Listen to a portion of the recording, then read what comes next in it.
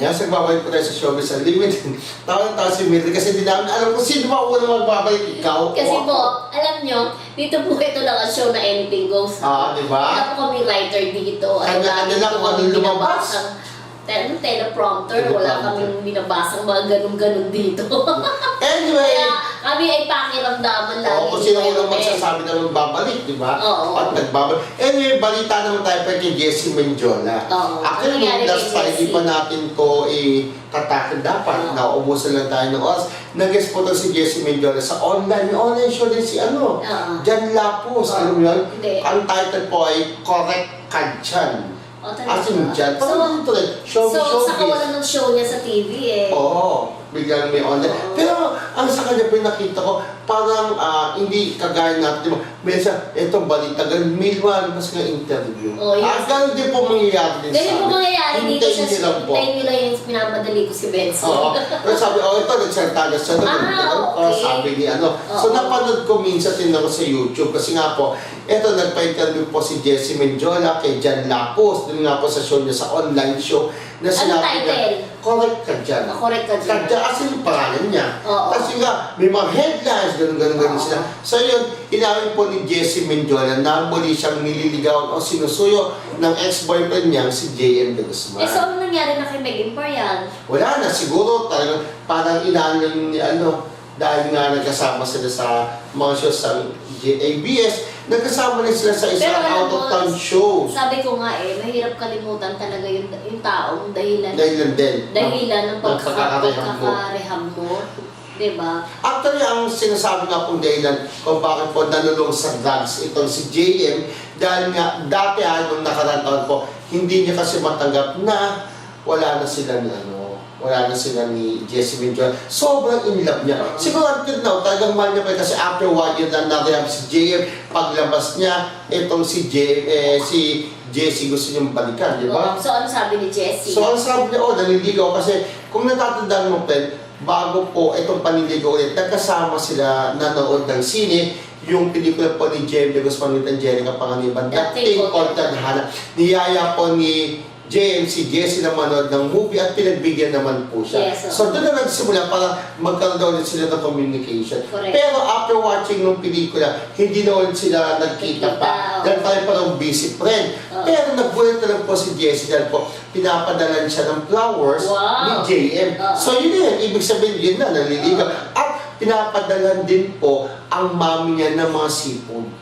Alam mo yung mami niya kasi, di ba sinasabi dati ni parang against kay JM, di ba? Sabi niya sa mga interviews niya. So yun po, pinapadala. At inamin nga po na naniligaw na ulit sa kanya si JM. At sa tanong kung may pag-asa ba, ang sagot niya, everybody deserves a second chance naman. Kahit nga doon sa yan. Second chances lang ang Oo, di ba? Para lang taking second chances ng Jenny Mercado. Tapos ayun nga, friend, sabi po niya, bakit nga daw din sa mga beauty contest may nag-third chance pa? May sumasang third timer, mga ganun. Parang ko kay Tony Gonzaga. Mga repeater, di ba? Ayaw ni Engineer Morana na ayaw kay Tony Gonzaga, ha? Hindi ra, nagagalit siya. Anyways, yun yes. na. So, ibig sabihin, natin yan. Ibig sabihin nun, base po sa naging sagot ni Jessie Mendiola, mukhang may maasahan ulit sa kanya si JM at magkakaroon ng second part 2 ang kanilang relasyon. Sabi ko, love is love here the second time. Tingnan natin Parang feeling ko na-inlove ulit si Jessie Mendiola kay J.M. de Guzman nung sa nanood ng Dating Called. kasi magaling si JM. Lahat ng chance, diba? Correct. Press ang gwapo JM, kahit na medyo late, pero ang gwapo yun sa Titigman talaga ang dating niya doon, diba? Tsaka sa Mose umate. Siguro, wow, ang gwapo pa ng JM. Mas siguro naging press nung nakulong sa rehab, di ba? Wala siya ginagawa, wala siya mga tugtog-tugtog. Pero nga tinan po natin kung magkakaroon ba ng part 2 ang relasyon nila dati, no? Pero mukha, kasi kasabi nga ni, may pag-asa, may second chance.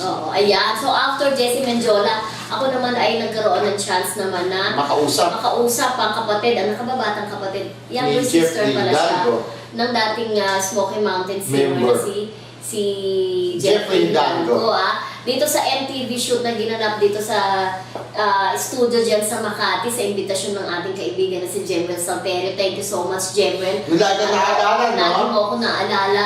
At sila ang management, e-talent, ang humahawak kina Isa Sigera, James Wright, kilala mo Okay, si James singer. Wright, yung singer, di ba? And of course, si Arnie Hidalgo, ang pinakabago nilang talent na alam naman natin po si Arnie Hidalgo, ay dati na siyang singer. Pero, isang dekada pala siya nagpahinga, Kuya Romel, at tapos siya ng kanyang kurso, ha? Natapos niya ang kanyang kurso noong 2009. Anong Kaya course yun? naglayo sa siya showbiz. o pan-business something. So, naglayo siya sa showbiz at nagkaanak siya at nagkaroon naman siya ng pamilya at nagkaroon ng 2 anak. So, itong si Jeffrey Hidalgo, okay na sana siya sa kanyang private life eh. Pero itong kanyang kapatid, nagkumbinsi talaga sa Na kanya mag-join. na mag-join siya sa The The Voice. Voice. Sabi niya, nung una, ano gagawin ko doon, ganun. Para mag-join ka, parang ano na rin, parang eto na yung pagbabalik mo, di ba? So, medyo nalungkot daw siya nung una na natalo siya, hindi kasi medyo malayo din ang narating niya, pero hindi talaga siya umamot sa finals. Pero okay lang daw dahil nabuksan naman ulit ang pintuan. In fact, meron nga siyang single, ha, BYC. Ha? Bongga yung sa BYC.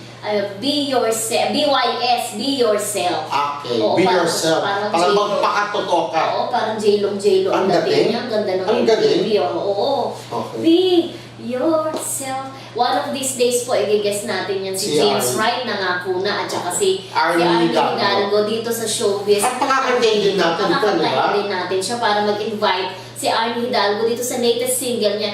Hindi pa rin siya part ng album, ha? Kasi ngayon uso-uso na kasi kahit isang song ka lang, pwede mo naman bilhin yan, ha? Sa iTunes. Oo, dun- Tsaka sa iTunes. ida-download, Di ba ida-download. iTunes, no, namamali tayo. Oo. iTunes iTunes, pala. ida-download mo yun, di ba? Ida-download. Na-download mo yan tsaka sa Amazon. Yan. So, yung BYS na yan ni Arnie Hidalgo. Hidalgo. So, good luck sa kanyang pagbabalik. Tuloy-tuloy na raw ito.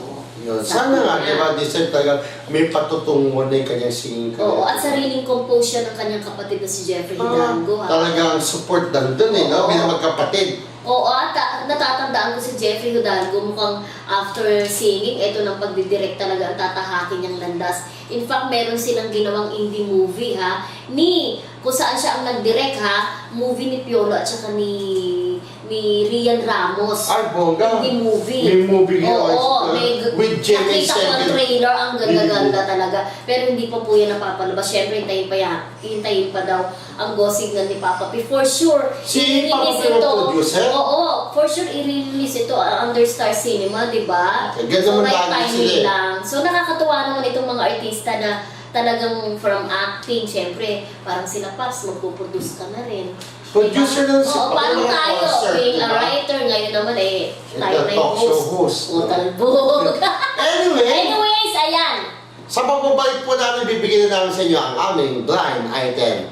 Dito lamang po sa Showbiz Unlimited!